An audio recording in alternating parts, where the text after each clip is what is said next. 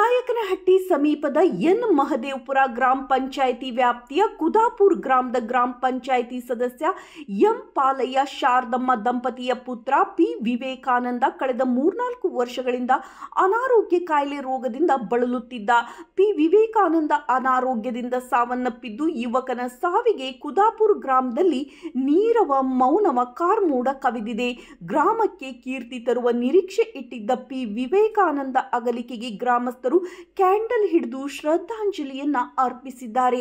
ಈ ಸಂದರ್ಭದಲ್ಲಿ ಗ್ರಾಮದ ಮುಖಂಡ ಕೆಜಿ ಪ್ರಕಾಶ್ ಮಾತನಾಡಿ, ಜೀವನದಲ್ಲಿ ಸಾಧಿಸುವ ಛಲದಿಂದ ಬೆಂಗಳೂರಿನ ಸಪ್ತಗಿರಿ ಕಾಲೇಜಿನಲ್ಲಿ ಆರ್ಟಿಫಿಷಿಯಲ್ ಇಂಜಿನಿಯರಿಂಗ್ ಮಾಡುತ್ತಿದ್ದ ಕುದಾಪುರ ಗ್ರಾಮದ ನಮ್ಮೆಲ್ಲ ನೆಚ್ಚಿನ ಪಿ ವಿವೇಕಾನಂದ ಕಳೆದ ಹಲವು ವರ್ಷಗಳಿಂದ ಹೃದಯ ಸಂಬಂಧ ಕಾಯಿಲೆಗಳಿಂದ ಬಳಲಿ ನಮ್ಮನ್ನು ಬಿಟ್ಟು ಅಗಲಿದ್ದಾನೆ.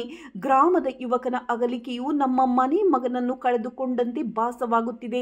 ವಿದ್ಯಾಭ್ಯಾಸ ಮಾಡಿ ಊರಿಗೆ ಕೀರ್ತಿ ತಂದುಕೊಟ್ಟು ಇಂದಿನ ಪೀಳಿಗೆಗೆ ಮಾದರಿಯಾಗಬೇಕಾದ ಯುವಕ ವಯಸ್ಸಲ್ಲದ ವಯಸ್ಸಿನಲ್ಲಿ ಇಹಲೋಕ ತ್ಯಜಿಸಿರುವುದು ತುಂಬಾ ದುಃಖಕರ ಸಂಗತಿಯಾಗಿದೆ.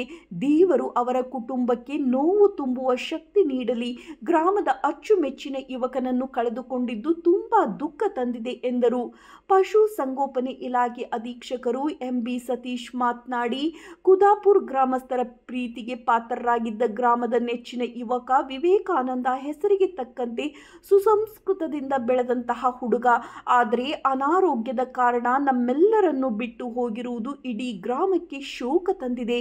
ವಿದ್ಯಾಭ್ಯಾಸದಲ್ಲಿ ಯಶಸ್ಸಿನ ಪಯಣ ಸಾಗಿಸುತ್ತಾ ಜೀವನದಲ್ಲಿ ಏನಾದರೂ ಸಾಧನೆ ಮಾಡುವ ಹಂಬಲ ಹೊಂದಿದ್ದ ಯುವಕನನ್ನು ಕಳೆದುಕೊಂಡಿದ್ದರಿಂದ ಗ್ರಾಮದ ಪ್ರತಿಯೊಬ್ಬರು ಕಂಬನಿ ಮಿಡಿಯುತ್ತಿದ್ದಾರೆ.